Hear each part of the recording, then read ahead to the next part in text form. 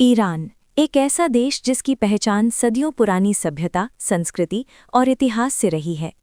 फारस की इस धरती ने दुनिया को विज्ञान, कला और दर्शन दिया है, लेकिन आज यही देश दर्द, डर और असंतोष की तस्वीर बन चुका है।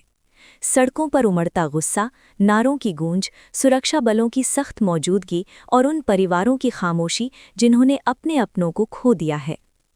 आज ईरान एक ऐसे दौर से गुजर रहा है जहां हर दिन एक नई कहानी जन्म लेती है और हर कहानी अपने भीतर आंसू, आक्रोश और सवाल समेटे हुए है। नमस्कार दोस्तों, स्वागत है आपका हमारे चैनल करंट वर्ल्ड इन्फॉर्मेशन में।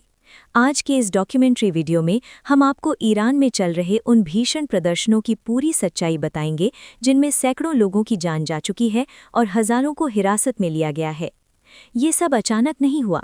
ईरान में जो कुछ आज सड़कों पर दिखाई दे रहा है उसकी जड़ें कई साल पुरानी हैं। बेरोजगारी, बढ़ती महंगाई, अंतर्राष्ट्रीय प्रतिबंधों से जूझती अर्थव्यवस्था, सामाजिक पाबंदियां और राजनीतिक असंतोष, ये सभी कारण लंबे समय से जनता के भीतर सुलग रहे थे। आम आदमी की जिंदगी हर दिन मुश्किल होती जा रही थी।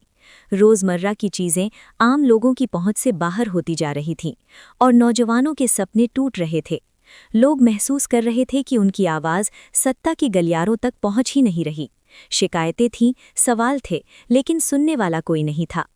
यही दबा हुआ गुस्सा धीरे धीरे आक्रोश में बदलने लगा। फिर एक ऐसा मोड़ आया जिसने हालात को बदल दिया।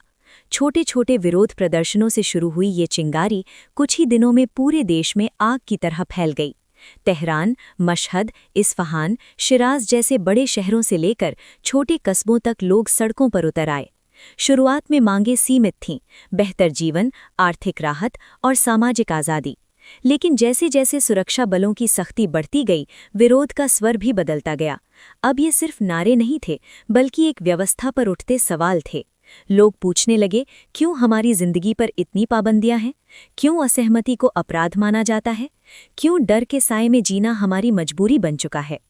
इन सवालों के जवाब देने की बजाय सरकार ने सख्ती का रास्ता चुना। सड़कों पर भारी पुलिस बल तैनात कर दिया गया, कई इलाकों में कर्फ्यू लगाया गया, इंटरनेट सेवाओं को बंद या सीमित कर दिया गया ताकि प्रदर्शन की तस्वीरें दुनिया तक न पहुंच सकें। लेकिन आज के दौर में सच्चाई को पूरी तरह दबाना आसान नहीं है। मोबाइल फ़ोन से रिकॉर्ड किए गए वीडियो, चोरी छिपे भेजी गई तस्वीरें और चश्मदीदों के बयान धीरे धीरे बाहर आने लगे। इन वीडियो में साफ देखा गया कि कैसे निहत्थे प्रदर्शनकारियों पर आंसू गैस छोड़ी जा रही है, लाठियां बरसाई जा रही हैं और कई जगह गोलियों की आवाज़ सुनाई दे रही है। मानवाधिकार संगठनों के अनुसार इन प्रदर्शनों में अब तक सैकड़ों लोगों की मौत हो चुकी है, हजारों लोगों को गिरफ्तार किया गया है। हिरासत में लिए गए लोगों में छात्र, महिलाएं, पत्रकार और आम नागरिक शामिल हैं। कई मामलों में नाबालिगों की गिरफ्तारी की खबरें भी सामने आई हैं। हर गिरफ्तारी के पीछे एक परिवार टूटता है। कोई माँ अपने बेटे की राह देख रही है, कोई पिता थानों के चक्कर काट रहा है, कोई बहन हर फोन कॉल से डर जाती है। कई परिवारों को ये तक नहीं बताया गया कि उनके अपने लोग जिंदा हैं या नहीं। कुछ मामलों में शव चुपचाप सौंप दिए गए और परिवारों को चुप रहने की चेतावनी दी गई।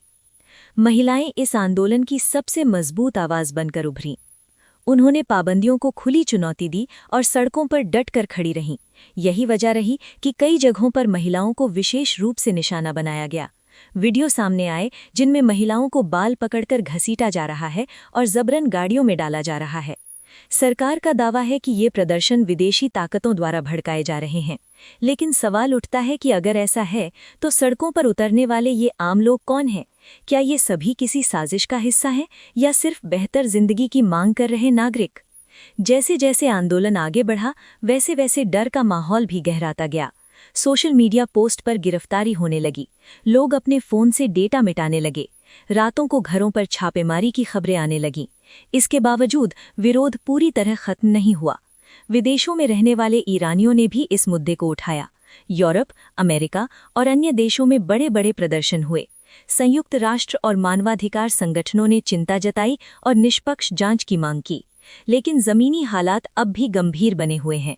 आज ईरान एक ऐसे मोड़ पर खड़ा है जहां से आगे का रास्ता तय करेगा कि देश का भविष्य कैसा होगा। ये सिर्फ एक विरोध प्रदर्शन नहीं, बल्कि एक पूरी पीढ़ी की आवाज है जो बदलाव चाहती है।